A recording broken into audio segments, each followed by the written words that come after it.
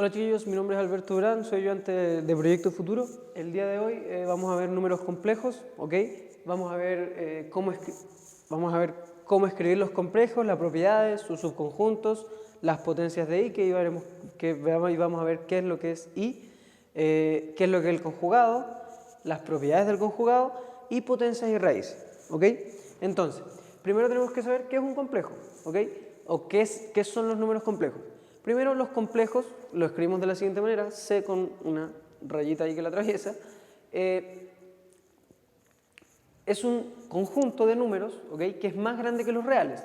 Entonces, si nosotros nos imaginamos, ¿cierto?, que los reales, que eran los números que conocíamos, es este circulito, los complejos será todo este cuadrado que lo engloba, ya que los reales son parte del conjunto de los complejos, ¿ok? Entonces, ¿qué más podemos saber? Yo acá dibujé un plano cartesiano, ¿ok? Pero en este caso, el eje en X se van a ser los reales y el eje B van a ser los imaginarios, ¿cierto? Por lo tanto, un complejo, ¿cierto?, va a estar dado por dos partes, una parte real y una parte imaginaria, que en una instancia la podemos escribir como un par ordenado, del modo A, B, donde A es la parte real y B es la parte imaginaria. Pero hay otros modos de escribirlo, ¿ok? Y necesitamos algo con que diferenciar a esta B, que es la parte imaginaria. Entonces, ¿de dónde nace ese algo de esto? Si nosotros tenemos una ecuación del modo A más 1 igual 0, ¿cierto? Nosotros sabemos que esto en los reales no tiene solución. ¿Por qué? Porque no hay ningún número que cumpla esta propiedad. Sabemos que un número elevado al cuadrado nunca nos va a dar menos 1. Pero en los complejos esto sí tiene solución. ¿Cómo? De la siguiente manera. Nosotros definimos esto, ¿cierto?, que sabemos que en los reales no existe. En los complejos a esta expresión de acá la vamos a denominar i, que es este i que escribimos acá. Z igual a i. Bueno, como es raíz más menos i, ¿cierto? Entonces, nosotros tenemos de esto que i es igual a raíz de menos 1, ¿ok? Y esta principal letra es lo que nos va a diferenciar de un real de un complejo. Entonces, usamos z, ¿ya? En este caso para los complejos, la letra que siempre vamos a utilizar es z, ¿ok? Siempre que nosotros escribamos una z, nos estamos refiriendo a un complejo, ¿ya? Entonces, dicho esto, estamos viendo la primera parte, cómo escribirlos. Primero ya aquí vimos una, ¿cierto? Un par ordenado del modo A, B. Y ahora, gracias a que definimos este i, que es lo que nos va a definir un complejo, sabemos que podemos escribirlo del modo, o sea, tenemos A, B, ¿cierto? Es un modo de cómo escribirlo. Y además tenemos el modo algebraico o polinómico A más BI, ¿ok? Donde de esto se puede definir, vamos a definir z igual a más bi y z igual a b y a más bi, ¿ok? Z nuevamente es un complejo. Todos los complejos van a tener este tipo de escritura. Todos los complejos van a tener el modo a más bi, ¿ok? Donde la parte real de z es igual a a y la parte imaginaria de z es igual a b, ¿ya? La parte imaginaria, esto es importante, no incluye al i, es solo el número b que acompaña a dicho i. Vale también destacar que a y b siempre son números reales, ¿ok? En este caso, este b no puede ser 2i, ¿ya? Este b siempre tiene que ser un número real, 1, 2, menos 1, menos 2, lo que sea, pero real, ¿ok? Donde, bueno, a, b pertenecen a los reales, ¿ya? Estos son los modos más básicos de escribirlo, pero también tenemos otros modos asociados que son muy utilizados. ¿De dónde nacen estos otros modos? Vamos a poner aquí, este es par ordenado, ¿cierto? Ordenado. Y este va a ser algebraico o polinómico. Ahí ya hemos visto dos modos de cómo escribir el complejo, pero ahora, ya que definimos los complejos de acuerdo a un plano cartesiano, también también podemos escribirlo de una manera trigonométrica. ¿Por qué? Porque en este caso, ya que tenemos un punto A y B, nosotros podemos saber que aquí existe un módulo, vamos a poner módulo de z asociado, que es el tamaño o la distancia entre el origen y dicho punto A, B, y también esto va a tener asociado un ángulo. ¿Ok? Entonces, ¿cuál sería otro modo de escribirlo? El modo trigonométrico, ¿ok? Que lo vamos a definir ahora. Modo trigonométrico. ¿Ok?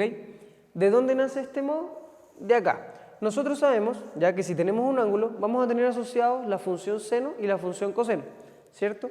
Por lo tanto, nosotros sabemos que el seno de ese ángulo va a ser, si esto de aquí es B, ¿cierto? Si lo vemos como un triangulito, esta parte de acá es B y la parte de abajo es A, va a ser B partido Z conjugado, perdón, módulo de Z, ¿ya? Ya que B es el cateto opuesto y Z es la hipotenusa, y vamos a tener un coseno de teta también, que va a ser A partido Z, ¿ok? ¿Cómo vemos eso? Bueno, es simplemente sacar el seno, lado opuesto partido en hipotenusa, y el coseno, la adyacente partido en hipotenusa. De esto podemos despejar A y B, donde A va a ser igual a coseno de teta por z por módulo de z, y B va a ser igual a seno de teta por el módulo. Y ahora, si queremos escribir este z, de acuerdo a esta transformación que hicimos acá, vamos a tener que z va a ser igual al coseno del ángulo por el módulo más B, que es I, o sea, I seno del ángulo por el módulo. De esta manera vamos a tener que esto va a ser z por coseno del ángulo más I seno de dicho ángulo. ¿Ok? Entonces, bueno, ya tenemos el modo par ordenado, algebraico y trigonométrico, que sería de esta manera acá. Z igual al módulo de z por coseno de I más I seno de I, que ya sabemos cómo nace. ¿Qué es importante de acá? Bueno, que el módulo de z, ¿ok?, va a ser igual a la misma aplicación que un vector, ya que lo estamos viendo como un vector, sería a cuadrado más b cuadrado. ¿Ok? ¿Qué es importante acá? Que el i no se tome en cuenta para el módulo. ¿Ok? Esto es importante. Para el módulo no se toma en cuenta el i, en este caso. El módulo de z solo toma en cuenta su parte real y su parte imaginaria. ¿Ok? ¿Qué otra cosa importante? El ángulo, ¿ya? También, esto es materia que es conocida. Para sacar nosotros un ángulo, este ángulo de acá, nosotros sabemos que existe la tangente, ¿ok?, tangente del ángulo, que es del modo B partido A, ¿ya? Y si aplicamos arco tangente, nosotros tenemos que el ángulo va a ser igual a la arco tangente de B partido A, ¿ok? Entonces, si nosotros conocemos el modo A más B, ¿ya?, podemos también escribir de manera inmediata el modo trigonométrico, ya que sabemos cómo escribir el módulo, lo tenemos acá, y también sabemos cómo escribir el ángulo. ¿Ok? Y de acá también nace otro modo de escritura, ya vamos a borrar acá, que va a ser con el Euler. ¿Ok? Con Euler. ¿Ok?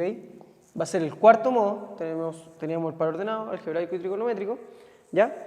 Que vamos a aplicar esta propiedad. Nosotros tenemos que si Euler, ¿ya?, de teta i, ¿ya?, esto es igual a coseno de teta más i seno de teta. ¿Ok? Entonces, si nosotros sabemos esta propiedad de acá, ¿ya?, inmediatamente esta parte de acá en el modo trigonométrico se convierte en un Euler elevado a i. Por lo tanto, un z, ¿cierto?, escrito en modo Euler sería módulo de z por Euler elevado a la teta i. ¿Ok? Entonces ahí tendríamos ya el cuarto modo. ¿Ok? Ahora, para hacer un breve resumen, ¿cuáles serían los modos de escribirlo? Bueno, z se puede escribir como a, b, se puede escribir como a más bi, se puede escribir como z por el coseno del ángulo más i seno del ángulo, y también se puede escribir como z por Euler elevado a teta i. ¿Ok? Tenemos 1, 2, 3, 4 modos para escribirlos, y yo diría que quizás los más utilizados son estos dos para el caso de nuestro curso, y este para quizás cursos más adelantados, aunque yo diría que este es mucho más sencillo que los demás, es mucho más corto y más rápido. ¿Ok? Bueno, entonces ya vimos cómo escribirlos completos. Ahora vamos a ver sus propiedades.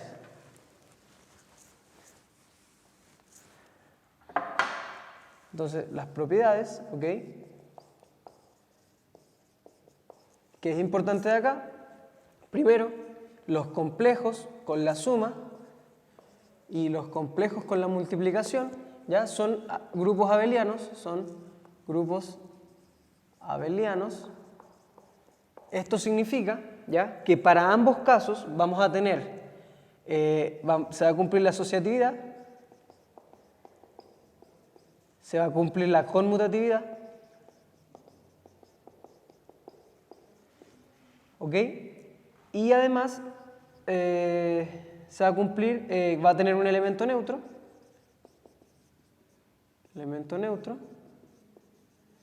y un inverso, ¿cierto? Pero primero, para el elemento neutro, ya vamos a dividirlo en dos casos. En el caso de la suma, ¿ya? El elemento neutro es 0,0, ¿cierto? O 0 más 0, y vamos a escribirlo del modo algebraico. El elemento neutro sería 0 más 0i, ¿ya? Para la suma.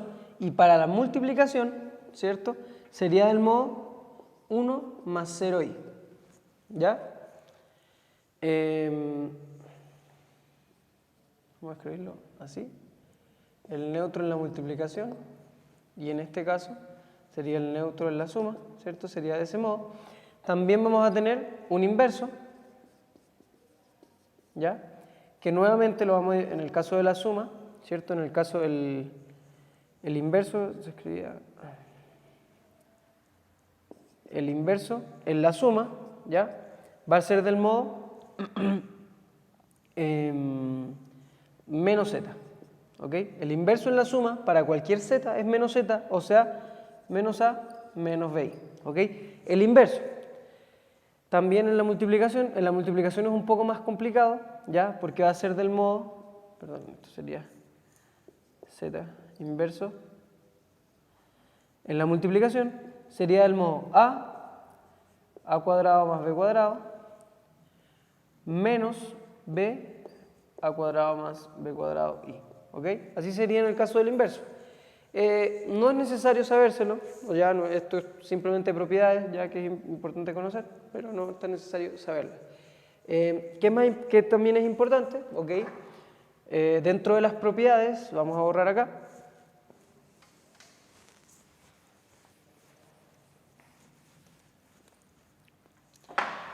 Bueno, lo siguiente, que vamos a tener ciertos subconjuntos, ¿ya? Como yo les dije antes, los reales pertenecían a los complejos, ¿ya?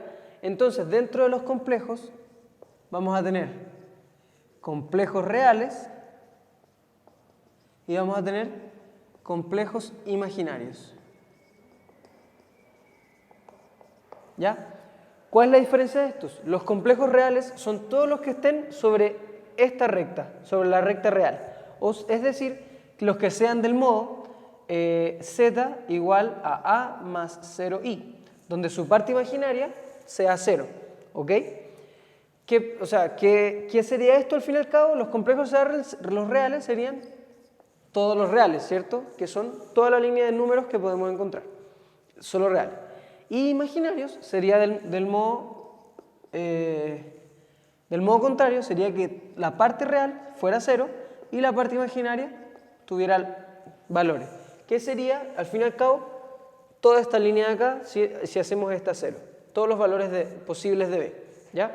Nuevamente hay que recordar que a y b son reales, ¿ya? Son números reales, la diferencia es que B está acompañada con el I. ¿Ok? Bueno, entonces ya vimos las propiedades y el conjunto.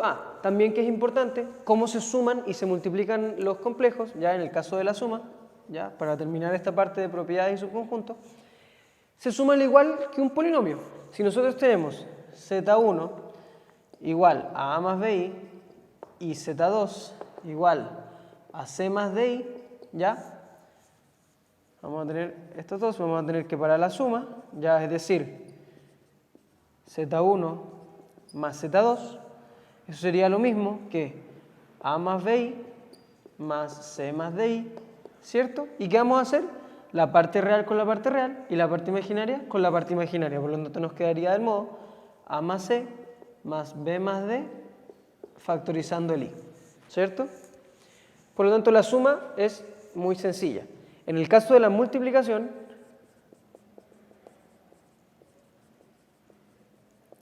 nuevamente les digo que es muy parecido a los polinomios, ¿ya? ¿Por qué? Porque si tenemos un z1 por z2, ¿cómo escribimos esto?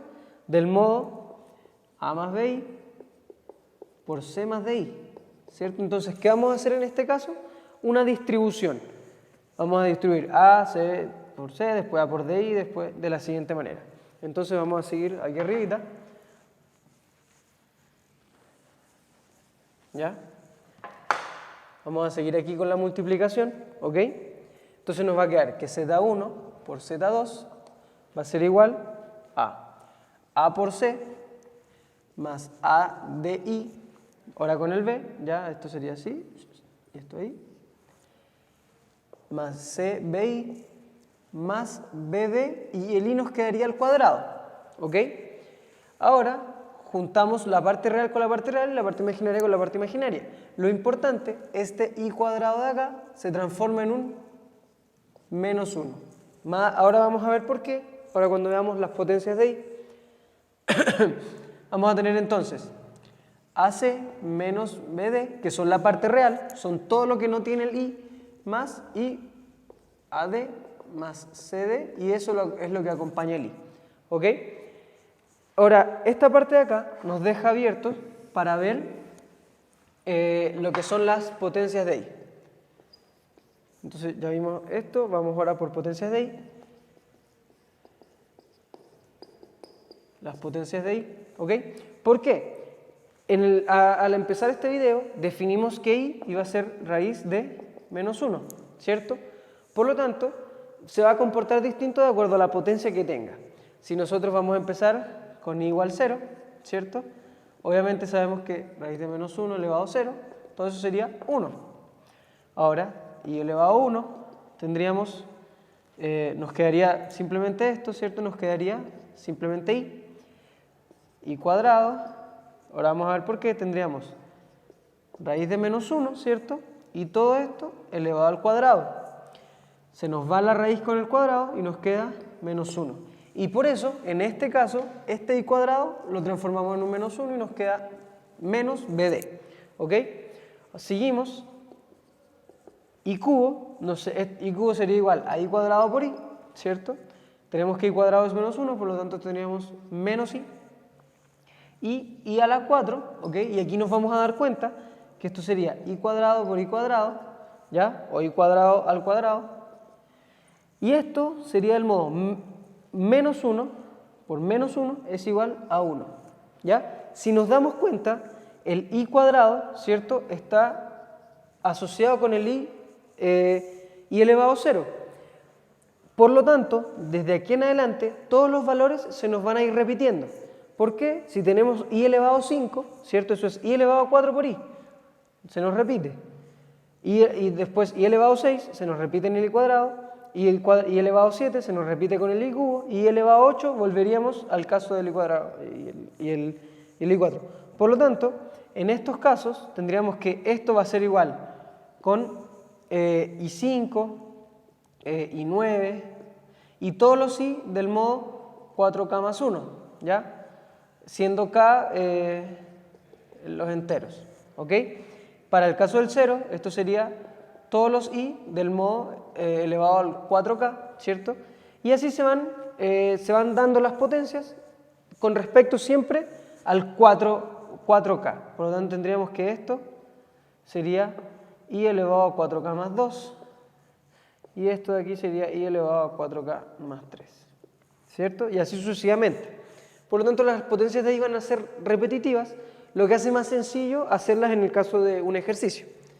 En cuanto a las potencias de ahí, eso es lo que tenemos que saber, cómo se comportan de acuerdo a cada potencia. ¿Ok? Entonces estaríamos listos con eso. Y ahora vamos a ver los conjugados y propiedades.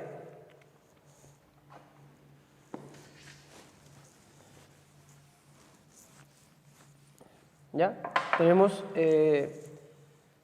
conjugado. ¿Ya? El conjugado lo vamos a denominar como z y con una rayita arriba. Z conjugado significa eso. Entonces, si nosotros tenemos, si z, ya un z normal, es del modo a más bi, entonces su conjugado va a ser del modo a menos bi. ¿Ok? La única diferencia es que, es importante, la parte imaginaria es la que cambia de signo, no la parte real. ¿Ok? Ahora esto, escrito de todos los modos posibles, ¿cierto? Tendríamos que igual a b, de este lado sería a, menos b, ¿ya? Descrito del modo trigonométrico, tendríamos z, coseno de teta, menos i seno de teta, ¿ya? Dense cuenta que solo cambia la parte imaginaria, tendríamos más seno de teta, del otro lado sí, tendríamos coseno de teta más i seno de teta, menos i seno de teta, ¿ya? Y el último caso sería z elevado a i teta, de este otro lado sería z elevado a menos i teta, ¿ok? Entonces, nuevamente recapitulando, el conjugado hace cambiar el signo de la parte imaginaria. Si nosotros tenemos que el complejo es a más bi, el conjugado es a menos bi. Si el complejo es a menos bi, el conjugado sería a más bi. Solo cambia el signo de la parte imaginaria. Ahora, ¿por qué ocurre esto? ¿Ya? ¿Por qué solo cambia ese signo? Bueno, si nosotros analizamos esta parte, el a menos i teta, nosotros sabemos por la propiedad de Euler que había dicho anteriormente que esto es coseno de menos teta más i seno de menos teta. ¿Ok?